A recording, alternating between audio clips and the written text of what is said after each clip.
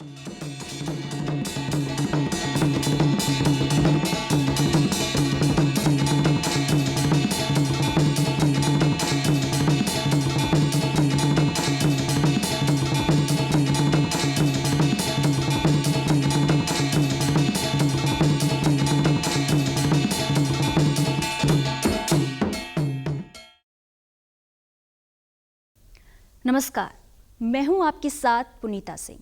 स्वागत है आप सभी का गांव यात्रा के हमारे आज के अंक में। दर्शकों, आज हम अपने कार्यक्रम के जरिए आपको लेकर चलते हैं प्रदेश के एक ऐसे छोर की ओर जहां ना सिर्फ आपको नैसर्गिक सुंदरता का अनुभव होगा, बल्कि आपको मौका मिलेगा पहाड़ की संस्कृति, परंपराओं, पहाड़ी लोगों की दिनचर्या को और करीब से जानने का। गांव यात्रा का ये गंतव्य आज पर्यटन मानचित्र पर अपनी खास जगह तो बना ही रहा है, साथ ही तमाम चुनौतियों को पार कर उन्नति की राह पर बढ़ने की सीख भी दे रहा है। तो चलिए आपको ले चलते हैं एक नई राह पर गांव यात्रा के जरिए। उत्तराखंड की अनदेखी खूबसूरती, अनछुए रास्तों के अनुभव और स्थानीय लोगों के प्यार भरे आदर सत्कार के भाव को आप तक पहुंचाने के लिए हम निकल पड़े हैं गांव यात्रा के हमारे इस अद्भुत सफर की ओर। लक्ष्य है उत्तरकाशी के मोरी विकास खंड के गांव सौण सांकरी से आपको रूबरू कराना। और इस लक्ष्य तक पहुंचने के सफर की शुरुआत की दूरदर्शन उत्तराखंड की टीम ने राजधानी देहरादून से। पर्यटन मानचित्र पर अपनी खास जगह बना रहा सौण सांकरी गांव तक पहुंचने के लिए हमें शहरों की चकाचौंध को पीछे छोड़ना ही था। डामटा, बर्नीगाड़, नौगांव, पुरोला और जरमोला धार होते हुए अपने इस पहाड़ी सफर पर हमें प्रकृति को और भी करीब से निहारने का मौका मिला।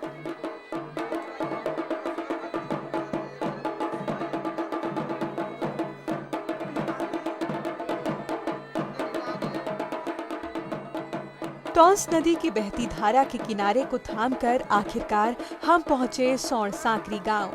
पल भर के लिए धुंध और कोहरे की छाई ये चादर मानो यहाँ आने वाले हर एक व्यक्ति के स्वागत के लिए तैयार रहती हो। जी हाँ, अभी हम सीमांत जनपद उत्तरकाशी के सीमांत गांव सांकरी सौड़ में पहुंचे हुए हैं। पीछे से सांकरी सौड़ का नज़ारा आपने देखा, कितना सुंदर सा गांव, सुंदर सी प्रकृति की दृष्टि, प्रकृति की छटा बिखेरी हुई है। लेकिन आप देख रहे होंगे धीरे धीरे कोहरे ने सांकरी सौड़ के गाँव को आगोश में ले लिया है। सड़कों से पगडंडियों में तब्दील हुए रास्तों ने हमें गांव के भीतर पहुंचाया, जहां लोगों का मिठास से भरा अभिनंदन हमें भाव विभोर कर गया। आग की तपिश के बीच चूल्हे पर बनी रोटी के स्वाद ने गांव की यादों को ताज़ा कर दिया। अतिथि देवो भव की इसी परंपरा को चरितार्थ करते हुए ये गांव वासी आज होम स्टे के जरिए यहाँ आने वाले पर्यटकों को इसी आनंद के साथ यहाँ का स्वाद परोसते हैं। पारंपरिक लकड़ी से बने इन घरों के द्वार आज पर्यटकों के लिए खुले हैं, जहाँ आपको हर प्रकार की सुविधा और क्षेत्र की सामाजिक एवं सांस्कृतिक विरासत से रूबरू होने का अवसर मिलता है। ये जो प्रकृति ने हमको इस क्षेत्र में बहुत कुछ दे रखा था। ये जो हमारा जो रवाई की जो वैली है, रवाई वैली में चाहे साहब हमारा ये जो सांकरी वाला जो एरिया है, तो हमारे जो संस्कृति यहाँ अभी भी जो है बरकरार है। ये संस्कृति अभी भी जीवित है। हमारे जो परंपरागत जो पुराने गीत है, तांदी के गीत हो गए, चौपोथी हो गए, है ना, हमारी जो पहनाव है, हमारे जो कल्चर है, हमारे पास जो भेड़ बकरी का जो व्यवसाय है साहब, अपने आप ऊन निकालते हैं, उसके बाद अपने आप काटते हैं, फिर जाके अपना जो ड्रेस है, जो यहाँ की जो हमारे जो परंपरागत जो वेशभूषा है, अपने आप फिर हम उसको जो है पहनाव के रूप में उसको पहनते हैं।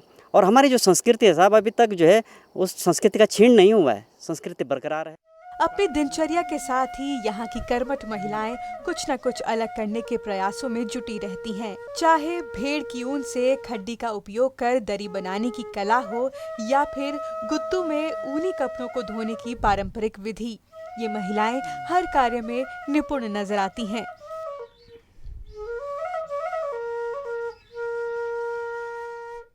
मैं जो कपड़े धो रही हूँ ये वॉशिंग मशीन है आज की उसमें, और हमारी भाषा में इसे गुतू कहा जाता है। और इसमें अक्सर ऊन के कपड़े धोए जाते हैं जो मैंने पहन रखा है, इस पहली बार इसमें ही धोया जाता है। और ये गांव में ये यूज़ करते हैं, टॉप के जगह भी काम आता है। इसमें सर्फ डाल के कपड़े भिगाते हैं और इसमें धोते हैं, और अक्सर ऊन के कपड़े इसमें ही धोए जाते हैं। खेती किसानी में भी गांव की महिलाएं पीछे नहीं हैं। तमाम चुनौतियों के बावजूद ये महिलाएं फसलोत्पादन करती हैं और मौसमी मार से भी अपनी उपज को सुरक्षित रखने का प्रयास करती हैं।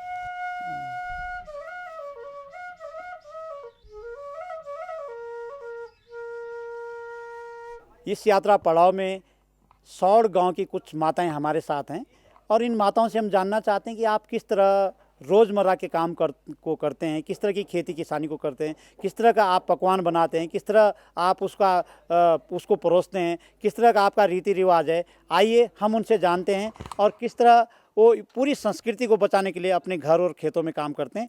सौड़ की कुछ माताएं हमारे साथ मौजूद हैं। अच्छा, मैं ये बोलने कि तुम जो का काम करो डोखरो फुंडो का काम करूँ डोकरे फुंडो, गोबर लगाउने, गोबर बनाउने और खेतीबाड़ी करूँ हम कुछ ना। और फसल पानी हमारी यहाँ ऐसा है ना कि कुछ पानी खा, कुछ कीड़ो खा, कुछ तोता खा, कुछ क्या खा ना। और उड़ना होता ना मुझे ना। और कमाउने हम गोबर लगाउने, खेतीबाड़ी करूँनी, अपनी जिंदगी में मारूँनी उसमें है ना। पर हमारे यहाँ बहुत पानी निकले, आसमान से पानी निकले ना हमको। तो खराब है हमारी फसल। वो चौला बीज हमने ना मासा गाँव में। और देखो हमारी फसल तो खराब हो गई, कीड़े लग गए ना उसमें। और हमारे पास मशीन नहीं है, हमारे पास दवाई नहीं है। हम क्या करें, अब क्या खाए, हम क्या करें। अब हमारे पास नौकरी भी नहीं है, कुछ बिजनेस भी नहीं है, कुछ क्या करना हमने। सेब लगाए ना, सेब और सेब में कीड़े बैठ रहा है। कुछ फल लगे तोता खाए, चलकुड़ा खाए, कुआ खाए, सब कुछ खाए हमारे। अच्छा, हमारे सब ना। सही बात है। हाँ सही बात है। अपनी मेहनत करते हैं ना, ये चौलाई, मंडुआ, आलू, राजमा, तब बारिश गिरती तो इससे थोड़ा कम होता है। ये टूरिस्ट आता है तो हम अनाज इनको ये खिलाते हैं, मंडुआ की रोटी, ये लोकल चावल, ये लोकल सब्जी, इनको उगाते हुए इनको खिलाते हैं। कोठार में अन्न भंडारण का सलीका भी कोई इनसे सीखे। अनाज और रोजमर्रा के इस्तेमाल में आने वाले खाद्य सामान को हिफाजत से कोठार में कैसे सुरक्षित रखा जाता है, कोई इस हुनर को इनसे सीखे। इस गांव यात्रा के पड़ाव में हम कोठार के दर्शन आप लोगों से करवाते हैं। कोठार हमारे गांव की समृद्धि का एक परिचायक है और हम माता जी से जानते हैं कि कोठार की महत्ता क्या है। कि जो ये पूछने लगी कि कोठार को तो काम का यू कोठार बीज आए कोठार पुड़ो सब चीज़ खराब ना दिए छे और सब अनाज तो आवे छे और का बीज बात हम लोग कीड़े काड़े जो पड़े कोई चीज तो ना देता पड़े ठीक है। का यू को तो बनायो कोठार यो यार को बनाई। अच्छा, देव यार को बनाई। अच्छा, तो धरो का धरो ये फुंड गेहूँ, अच्छा, चौलाई, अच्छा, मंडुआ, अच्छा, धान, अच्छा, कोल्थ, दाल, अच्छा, राजमा, अच्छा, सभी चीज खराब ना हो। काली दाल खराब ना जायूं दो खराब तो हमारी फुन्ना दो खराब। हम 3-4 साल पुसाऊं था पुर तो कोई दिक्कत नहीं होती हमें।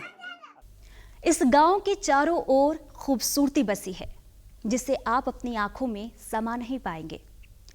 अपनी मेहनत के बल पर इस सुंदरता को पर्यटन से जोड़ने वाले यहाँ के लोग कुछ दुश्वारियों से जूझ रहे हैं। लोगों का कहना है कि अगर गांव में मूलभूत सुविधाओं पर ध्यान दिया जाए तो इस क्षेत्र को विकास के पथ पर रफ्तार पकड़ने से कोई नहीं रोक सकता।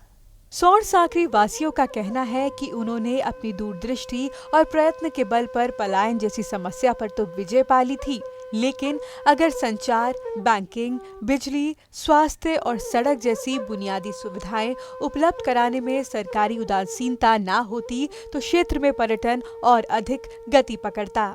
हम लोग भी होम स्टे पर काम करते हैं। होम स्टे पर तो काम कर ही रहे, लेकिन जो भी टूरिस्ट यहाँ से देहरादून से जब चलता है मोरी आने के बाद आपने रास्ता देखा होगा, इतना ख़राब है कि जितना पेट्रोल उसका मोरी तक लगता है उसका तिगुना मोरी से यहाँ तक लग जाता है। और फिर गांव में आने में रास्ते बहुत टाइट है। गांव के जो भी रास्ते हैं खड़िंजे वगैरह सारे उखड़े हुए हैं, काफ़ी समय से काम नहीं हुआ है। यहाँ विभिन्न प्रकार के टूर ऑपरेटर है जो ट्रैकिंग का व्यवसाय कर रहे हैं बेचारे, और यहाँ के स्थानीय लोगों के भी जो है अपने पहले से ही होम स्टे का कार्यक्रम चल रहा, जो बाहर के पर्यटकों को अपने घर में रुकाते ठहराते। लेकिन बात सबसे पहले किस पे आती है? कम्युनिकेशन पे आती है। कम्युनिकेशन के संसाधन नहीं यहाँ पे जो मेन चीज़ है। अगर हम नेट के माध्यम से या किसी के माध्यम से हम उनको संपर्क करना चाहें तो लेकिन यहाँ पे नहीं हो पाता। उसके लिए हमें देहरादून जाना पड़ता है, देहरादून जा करके हमको पैसे खर्च करने पड़ते हैं। और दूसरी बात आती है बैंकों की। अगर लोन जो है, अगर हम लोन लेना चाहे बैंक से, तो बैंक सबसे पहले तो बैंक की जो आपत्तियाँ हैं कि आपकी गैर कृषि भूमि होनी चाहिए, दूसरा मार्जिन मनी आपको देना चाहिए, आपको मार्जिन मनी जमा करो आप।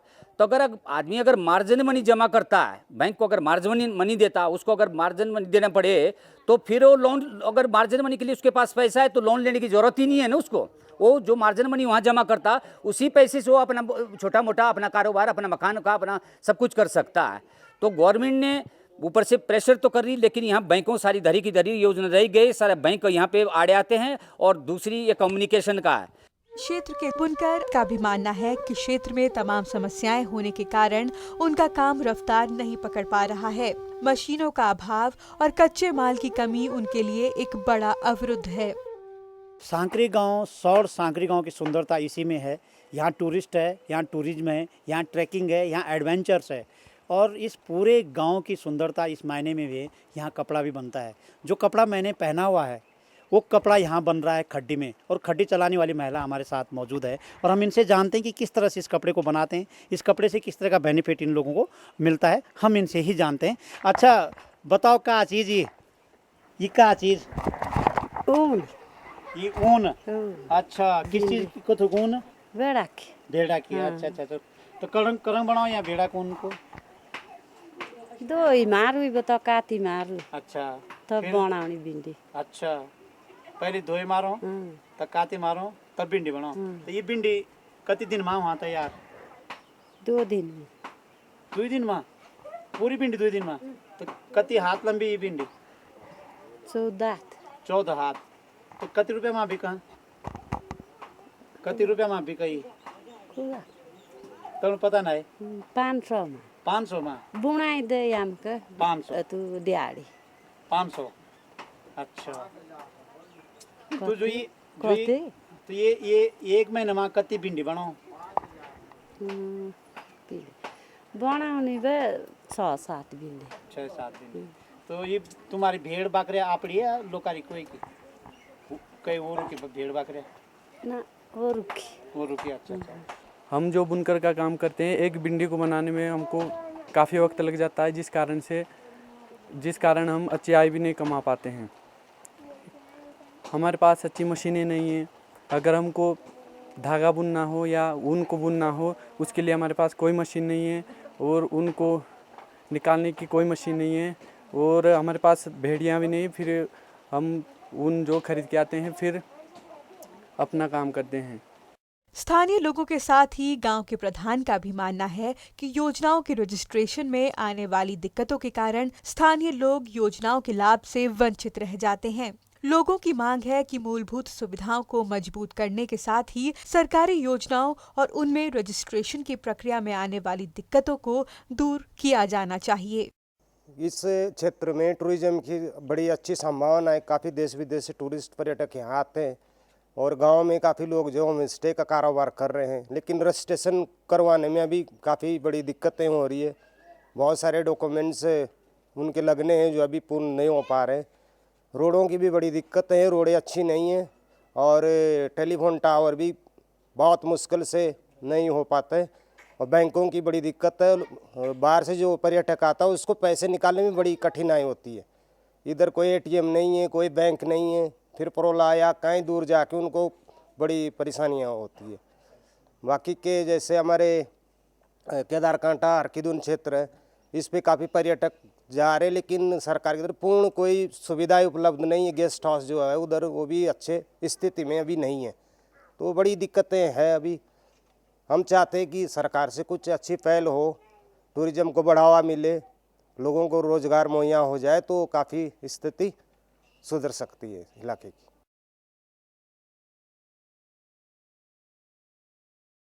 गांव यात्रा के सिलसिले में सौर सांकरी की गलियों में घूमते घूमते हम पहुंच गए हैं सूरवीर सिंह रावत, जो कि सौर सांकरी गांव के पूर्व प्रधान हैं, और जानते हैं उनसे यहाँ की हालातों के बारे में।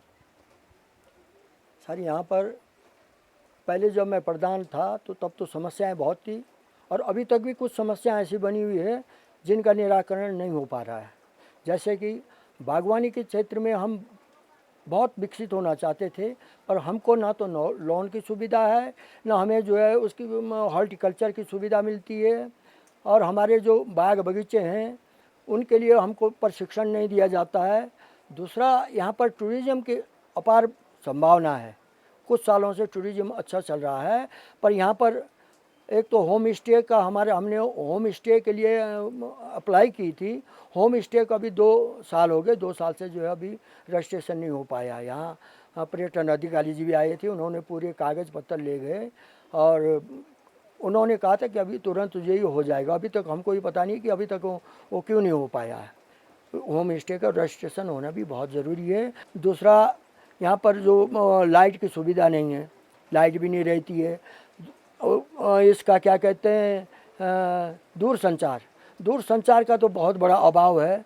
हमारे लिए तो 108 सुविधा भी मुहैया नहीं हो पाती है, उपलब्ध नहीं हो पाती, क्योंकि यहाँ पर टावर रहता नहीं है। जब भी कोई प्रॉब्लम होती है तो हमको यहाँ से अपनी गाड़ी बुक करके जो है मोहरी तक डिलीवरी केस या ऐसे इमरजेंसी केस पहुँचाने पड़ते हैं। गांव के लोगों से बातचीत कर हमने ये भी जाना कि क्षेत्र के जंगलों में औषधीय गुणों से भरपूर अमलीच यानी कि सी बकथॉर्न काफी मात्रा में पाया जाता है। इसकी पत्तियां और फूल कई बीमारियों के साथ त्वचा संबंधी रोगों में लाभदायक साबित हुई हैं। गांव वाले अमलीच के जरिए अपनी आर्थिकी को मजबूत करना चाहते हैं, लेकिन उनके अनुसार वन विभाग का सहयोग न मिलने से उन्हें इस ओर मायूसी हाथ लग रही है। हमारे यहाँ एक पौधा होता है हेपोपी, जिसको हेपोपी बोलते हैं, और लोकल भाषा में हम उसको अमलज बोलते हैं। तो उसका हम जूस जैम बनाना चाहते हैं और बनाते हैं, और जिसमें हमको ये जंगलात वाले जो हमको उसको निकाल नहीं देते हैं, क्योंकि ये कहते हैं कि इसको आप पार्क के अंदर इसको नहीं निकाल सकते हैं। और हमारा एक व्यवसाय है, टूरिस्ट की पर्पज़ पे हम जो उसको उसका जूस बनाते हैं और जैम बनाते हैं। तो हमारी सरकार से एक मांग है कि इस पे हमको ना रोके। अगर रोकते हैं तो हम इसको टूरिस्ट पे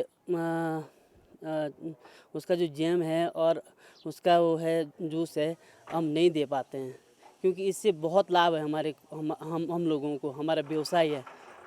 लोगों का कहना है कि अगर सांकरी को उप तहसील का दर्जा प्राप्त हो जाता है तो आने वाले समय में स्थानीय समस्याओं पर विराम जरूर लगता। इस क्षेत्र की बहुत पहले से एक डिमांड थी कि जैसे हमारा सांकरी से ओशला लगभग 30 किलोमीटर पड़ता है, यहाँ से सांकरी से ही लिवाड़ी लगभग जो है 30 किलोमीटर पड़ता है। तो इस क्षेत्र की काफ़ी समय से डिमांड ये थी कि यहाँ पे एक तहसील हो या उप तहसील हो।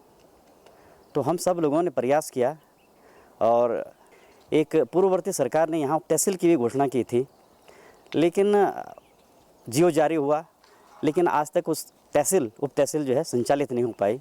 मेरा आपके माध्यम से हमारी जो गवर्नमेंट है, सरकार से ये निवेदन है कि इस उप तहसील का जो हो संचालित किया जाए, ताकि जो यहाँ के क्षेत्र के लोग हैं उनकी समस्याओं का निदान हो पाए। इन तमाम चुनौतियों के बावजूद सौड़ सांकरी के स्थानीय लोगों के जज्बे में जरा भी कमी नजर नहीं आती। चाहे जो भी हो, मेहमानों की जमकर आओ भगत की संस्कृति का अनुसरण करते यहाँ के लोग इसी तरह ग्रामीण पर्यटन के विकास में अपना सहयोग दे रहे हैं। हमारा जो ये पर्यटन गांव सौड़ सांकरी है, ये एक ऐसा गांव है जहां पर आज 10 महीने का कारोबार पर्यटन का है। यहाँ पर बहुत सारे पर्यटक स्थल है, हरकिदून, केदार कांटा, ब्राडसर, चांगचील, रुपिन सुपिन। और इसके साथ साथ इस समय जो सबसे अच्छी बात है कि जो ट्रैकिंग और पर्वतारोहण के साथ साथ एक जो नया पर्यटन हुआ, ग्रामीण पर्यटन विकास, और युवाओं, युवतियों और माँ बहनों को स्वरोजगार, उसके माध्यम से यहाँ पर गांव की एक पूरी तस्वीरी और तकदीरी बदल दी है। क्योंकि आर्थिक स्थिति के हिसाब से होम स्टे पर्यटन ने इस गांव पर 4 चांद लगा दिए हैं। और यहाँ करीबन 90 परिवार है और सभी लोग होम स्टे करवाते हैं। और होम स्टे के जरिए जो भी यहाँ पर टूरिस्ट आता है, उनकी बहुत ही बढ़िया तरीके से मेहमान नवाजी की जाती है, ढोल दमाओं के माध्यम से उनका स्वागत किया जाता है। और आज प्रत्येक परिवार आत्मनिर्भर हो गया है पर्यटन की दृष्टि से। और दूसरी बात यह है कि जो अच्छी बात है पूरी इस क्षेत्र में कि अभी तक कोई भी पलायन नहीं है। और यहाँ तक कि कोई अगर देहरादून, बम्बई आदि कहीं दूर जगह काम करते थे, वो भी वापस आके अपनी यहाँ ऑर्गेनिक खेतीबाड़ी करने लगे, अपनी सेब का काम करने लगे। और साथ साथ में यहाँ पर जो पर्यटन का जो होम स्टे व्यवसाय है उस पर ध्यान दे रहे हैं और उसको बहुत ही बढ़िया तरीके से लोग कर रहे हैं। मैं यहाँ पढ़ा लिखा यहीं पे रहा हूँ, तो ट्रैकिंग से बचपन से ही पहाड़ों से बहुत लगाव था। तो यानी ट्रैकिंग में बचपन से, जब मैं 7-8 साल का, तब से मैं पहली बार ट्रैक में चला गया था। फिर तो ये एक शौक़ था। फिर 2 चीज़ें मेरी लाइफ में रही, एक क्रिकेट और एक ट्रैकिंग। तो इंजीनियरिंग करने के बाद मैंने 6 महीने दिल्ली में जॉब भी किया, बट मुझे वहाँ ऐसा लगा कि ये जगह मेरे लायक नहीं है, क्योंकि पूरा दिन और रात मेरा एक बंद कमरे में कट जाता है। तो मुझे लगा कि ऐसी जगह यानी दम घुट जाएगा। तो इसलिए मैंने डिसाइड किया कि मैं कुछ करूँगा तो अपने पहाड़ों में करूँगा, अपने घर जाके। फिर तब मैं वापस आया। फिर उसके बाद फिर वही कि मैंने ट्रैकिंग कंपनी ज्वाइन की। मैंने कहा कि कुछ कर लेंगे। फिर अपने यहाँ रह के, यहाँ का अच्छा मौसम, यहाँ का खाना, सब कुछ सही मिला। तो मैंने सोचा अपने गांव के लिए कुछ करूँगा, तो अपने यहाँ अपनी फैमिली के लिए तो ट्रैकिंग कंपनी ज्वाइन की। तो उस टाइम से हम ट्रैकिंग में काम कर रहे हैं अभी। मेरा भी यही है कि ट्रैकिंग फील्ड में यानी कुछ ऐसा अच्छा करेंगे कि लोग यहाँ पे हमेशा यहीं पे रह सके, यानी हमें नीचे की तरफ ना जाना पड़े। सौर सांकरी पर अपनी कृपा और छत्र छाया बरसाता सोमेश्वर महादेव का मंदिर भी यहाँ के लोगों की आस्था, परिश्रम और उन्नति का साक्षी है। मंदिर के पासवान गांव की एकता और भाईचारे पर गर्व करते हैं। वह कहते हैं कि किसी भी खुशी या गम के पल में उनके एक बुलावे पर मंदिर में पूरा गांव इकट्ठा होकर एकजुटता का संदेश देता है। हम गांव के पासवान है, जो गांव का काम है वो मेरे को बुलाते हैं, मैं गांव को इकट्ठा कर रहा हूँ। और देवता के बारे में हुआ, किसी कारण में हुआ, वो सारा हम इकट्ठे कर रहे हैं आदमियों को। पर हम सबसे मिल कर के बात कर रहे हैं और हमारी बातों को मानते हैं। और हम देवता का काम कर रहे हैं और देवता का सुबह शाम हम नामती लगा रहे हैं और देवता के साथ हम चल रहे हैं। वो सुबह शाम इसका काम कर रहे हैं। बाकी हम क्या जानते हैं साहब, बाकी हमारे पास कोई, हाँ, गांव का सारा फैसला हमारे पास है। क्योंकि जो गांव कोई गड़बड़ करेगा हम इकट्ठा करेंगे, इनको मिल कर रहेंगे। सारी बात ये है। शाम होते ही गांव की एक और तस्वीर हमारी नजरों के सामने उभरने लगी। ऐसा लगा जैसे पूरा गांव अपनी संस्कृति के रंग में डूबकर अपने अस्तित्व पर उल्लास कर रहा हो। ओहो, ठंड लग लगी बहुत ज्यादा। बाप रे, है बहुत ज्यादा ठंड लग लगी। तो माता जी का बना लेंगे इतना? अच्छा, राजमा की दाल। अच्छा अच्छा अच्छा अच्छा अच्छा अच्छा। ये तो तुम्हारा मेहमान बुलाई होम स्टे। ओ, कति मेहमान है? 5-6 मेहमान होला। अच्छा अच्छा। तो बाप रे, ठंड बहुत ज्यादा तुम्हारे यहाँ है? ठंडा ही लागो ना हमारे। ओ, तो कति हो यूं पड़ा? यूं कभी 5 फुट, कभी 4। अच्छा अच्छा अच्छा अच्छा। चलो, तो मतलब ये जो खानो बना, ये जो होम स्टे जो मेहमान करने की त्यों लिए खानो। ओ तेरे बाद जरा क्यों खाना। चलो चलो चलो। ये क्या चीज भाई? ओहो, पाकवी भी, ऊन भी है। तो मतलब खानो भी बनने लगे और ऊन भी काटने लगे। अरे वाह वाह। तो थोड़ा जरा भाई साहब। अच्छा अच्छा अच्छा अच्छा अच्छा, मैं समझ गए। ये ऐसे ना है? और फिर ये ऐसे ऐसे करके, फिर ऐसे है? अरे वाह, लो लो लो। तो ये तो मतलब ये ई बन ई पिंडी। अच्छा। होम स्टे में पूरी एक नई चीज़, हम जैसे लोगों के लिए बिल्कुल नई चीज़ है और इसका नाम नगदोण कहते हैं ये लोग। ये जखोल एक जगह उत्तरकाशी जिले का सबसे बड़ा गांव जखोल, जखोल में इसके नाम का एक मेला लगता है नगदोण। नगदोण नाम की प्रजाति है जो जखोल में ही पैदा होती है और इसको निकालने का जो बताया गया है कि निकालने का एक दिन होता है और उसी दिन इसको निकालने के लिए सारे गांव के लोग, सारे क्षेत्र के लोग जाते हैं। इस फल को निकालते हैं और फिर इसको आप अपने घर लोग लेके आते हैं, जिसको शहद घी के साथ परोस करके विशेष मेहमानों को परोसा जाता है। और नगदोण की बड़ी महत्ता है, एक तो आध्यात्मिक महत्ता है और दूसरी महत्ता इसकी जो मेडिसिनल महत्ता है, दवाई के काम भी आता है। ऐसा भी बताया गया कि ये जो नगदोण है इसको खाने से गैस्ट्रिक की बीमारी, शुगर और तमाम प्रकार के जो विकार हैं शरीर के अंदर वो सब खत्म हो जाते हैं, जड़ मूल नष्ट हो जाते हैं। तो क्या बात है, ये मेरा सौभाग्य है कि आज मुझे भी नगदोण खाने के लिए मिल गया है। आहा हा, घी और शहद और नगदोण का क्या मजा है। तो देखा आपने, पारंपरिक पोशाकों का निवात हो, चाहे थाली में परोसा नगदोण का स्वाद, जब छोड़े गीतों से सराबोर महफिल के रंग में घुलता है तो मानो इस माटी की कितनी ही विरासतों का परिचय एक साथ मिल जाता है। तालूरिंगी माचिले तालूरिंगी माचिले तालूरिंगी माचिले तालूरिंगी माचिले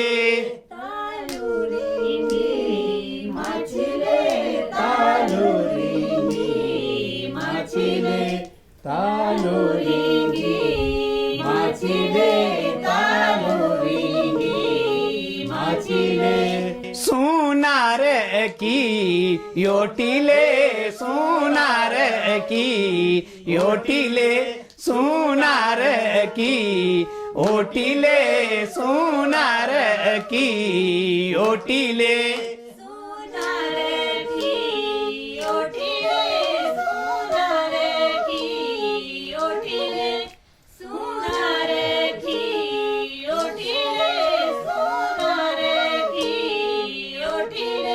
हरि की धुन के दर कांटा ले भ्राड़ सर ताला ले, हरि की धुन के दर कांटा ले भ्राड़ सर ताला ले, हरि की धुन के दर कांटा ले भ्राड़ सर ताला ले, हरि की धुन के दर कांटा ले भ्राड़ सर ताला ले।